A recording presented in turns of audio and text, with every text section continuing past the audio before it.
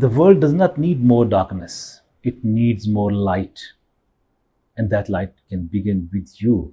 A smile, a kind word, a sincere prayer, or helping someone in difficulty may seem small, but these acts can transform hearts. The beloved Prophet ﷺ said, "Khairun nasi man yanfa'un nas." The best among people is the one who benefit people the most.